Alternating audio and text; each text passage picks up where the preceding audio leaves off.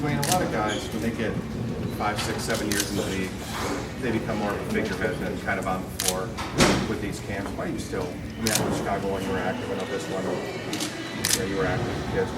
Why is it more important than just more on the floor a lot? Well, I just wanted to give these kids an opportunity. They signed up for an experience. So everything they sign up for, you want to make sure you deliver. You never want to over-deliver, anything. So my time, I think, is probably more important than, things I can even show them basketball-wise. So if I give them my time, then hopefully that means a lot to them, to their families. Just to show the importance of what kids and what the game of basketball all mean to me. So just try to be here to support them. Obviously we got a great team, that help us put these camps on. We got great coaches. But just trying to have my presence here as much as possible. And I think they enjoy it. I mean, everywhere you go, you sell out, even the camps. Yeah, right. We're blessed, to be in the position that we is. And obviously the basketball camps is, something that when I was a kid, I would have loved to have been a part of. Never got opportunity to do it. So I just enjoy, seeing these kids from, all ages just come and just enjoy the game of basketball. I got a question from the kids asked me the first day. The first question was, is it hard to play basketball? I said, no, it's not hard to play basketball. It's hard to be good, but anybody can play basketball. Just to see a lot of kids here, they're here. A lot of them here just to play basketball, just enjoy what basketball brings. And this is a tool, that I have, a platform that I can use to get a message across. And I always say this is not just about basketball. We're here to teach these kids, some skill of life that they can use, whether it's in communication, whether it's in teamwork, etc. So I look at it as more than just a basketball. Did you have to block that kid's shot, man? Yeah. Why? You can't lose. I mean, obviously I lost it, and we're just having fun. You'll never forget that. You touched a little bit on it, but what are your hopes when these kids are here today, tomorrow? What are your hopes that they take them with them? Well, just like I said, obviously some kids might walk away from here and they might be better basketball players. Some might walk away here and they're going to use some of the skills that they've learned from this camp, hopefully, in everyday life. But, it's great when you get an opportunity to see someone that was in your camp years ago. I got an opportunity to talk to a young lady that was in my camp years ago, and she's now in junior high school. She's one of the top players. And it was just awesome saying, obviously she got her own talents, and I'm not taking any credit, but just to know she, came to this camp, and she was good while she was here. She's even better now. It helps you, it makes you feel good about what you're doing. So you just want them to walk away and just be better. Dwyane, you talk to the kids out there. I don't know if it should be giving advice after being up 15 in game 2. We're just about a month removed now from it. Is the sting still there, or as a professional athlete, do you have to move on, or will that resonate for a while? Well, the sting is always going to be there when you lose. Obviously, my first time ever losing in the finals. The sting is there, no question about it. I joke with the kids. I say, all right, I'm going to make jokes about it. You guys not going to ask me a question.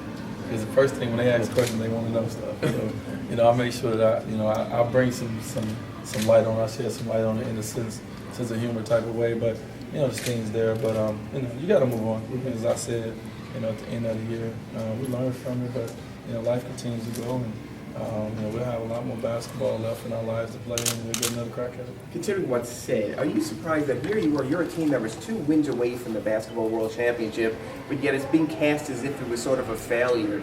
Are you able to move past that, or do you shake your head sometimes and wonder, what season were you guys watching? Well, I really don't listen to it. To us, we wanted to win a championship. In our locker room. And it was a lot of people in Miami as well that really want us to win the championship. I'm sure some of you guys rooted for us a little bit, even though y'all not gonna say it.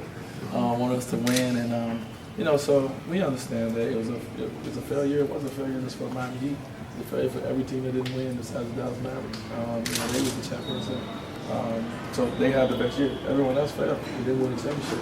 But the things that we did, doesn't go, just doesn't erase. So we understand that what we did as a team. We had a good year. We had a darn good year.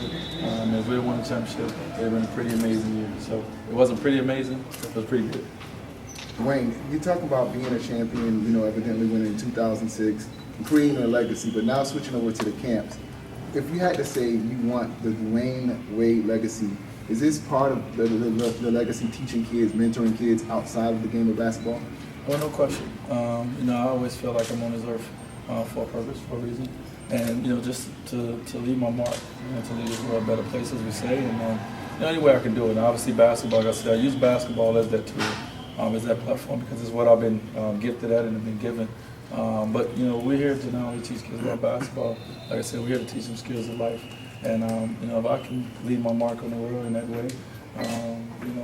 As I do in my foundation as well with our youth and helping them, in education in certain areas in life, then I feel like I've done my job. So when I get 60, 70, 80 years old, I can sit back and I can be happy with what I've done, and hopefully my kids do the same thing.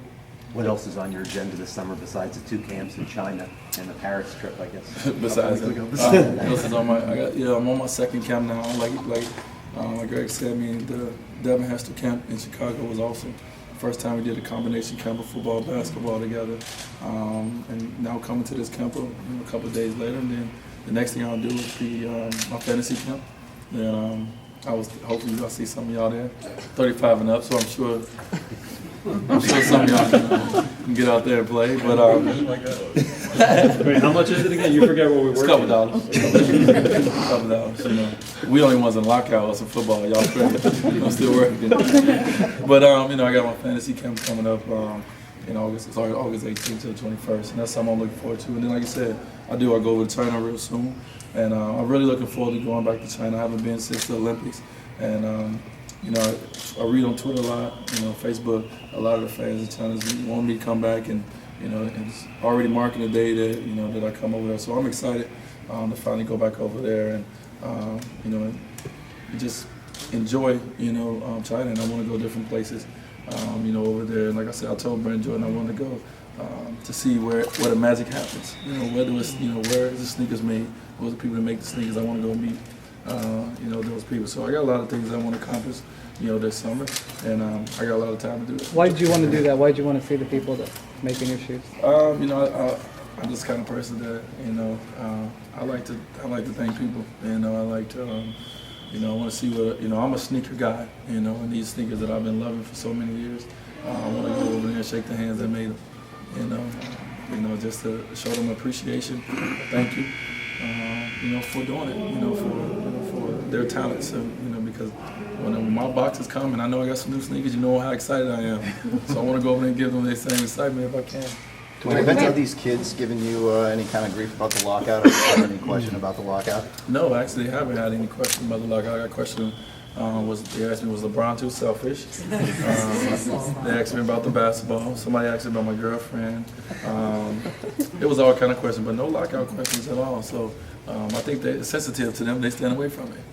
How about KFC? Any questions about KFC? I did get a question about KFC, and they said, "Dwyane, did you really get fired from KFC?" Yeah, I got fired. Dwyane, you said you have a lot of free time. What's it like for a guy who likes to pop into the gym every once in a while and just get shots up, not to be able to do that at your home gym? Yeah, it's a little different. I'm so used to driving up to 601 Biscayne Boulevard, but it's other gyms. That I'm able to drive up to. Right now, I don't miss it yet. I'm only a month away from the game. I'm cool. I got 2 more weeks to relax before I get back into it. So, but when the time gets that way, if it's still going, then obviously I will miss it. And most importantly, I think everybody will miss it. Because you're used to getting into a rhythm, used to getting into a schedule, and when that schedule is thrown off, everything is off. You got to make special phone calls like in the middle of the night to people to open up gyms, or you just do it at home? I'll be all right. I think I get a few gyms. I have a few that I've been a part of building up, so I won't have no problem getting into the gym anytime I want. I got a couple keys.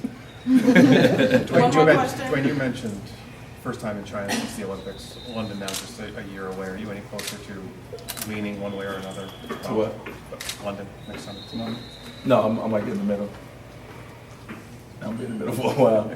We'll see. That's like I said. It depends on a lot of things. Depends on health, obviously. Depends on if I have a position. The team needs me to play. Et cetera. So we'll see. I'll be honored. If they want me to, but it had to be a lot to go in that decision. And I'll sit down with the people who I respect when it comes to that. I want to be one of the older guys on the team who always decided to play at 30. And, you know, so I had to sit down and really think about it. But right now, I'm just in the middle of it. That's so far away from right now. I got a lot of things to focus on before I get there. So. Dwyane, what about the European option this year, and when would that become viable? Is it October? Is it November, December? When does that really enter the thinking of players like you? Well, I have no idea. I mean, honestly, like I said, we've never been there before, so it's not something that you every day waking up thinking about. Obviously, some players came out and already have plans. You know, like one thing I could say, I'm not ruling it out. I will not rule it out. You know, at the end of the day, we get to the itch as a basketball player. You want to play the game of basketball. So I won't rule it out, but I have no idea when I will get that itch. Hey, Dwyane, way off topic. Are you watching Women's World Cup at all? I mean, that seems to have swallowed up a lot of people the last few days. Are you following Is it on ESPN? You may have heard, yes. Yeah. I haven't watched ESPN in a long time. I'm sorry, ESPN. I love the network and all, but you know, it's still hard to watch basketball. You know, I'm used to basketball coming on that channel. I haven't tuned in. Like that's why I wanted them to cut the TV off when we was doing an interview. Like I don't want to even look over there. But It's soccer. I heard the team was amazing. Twitter.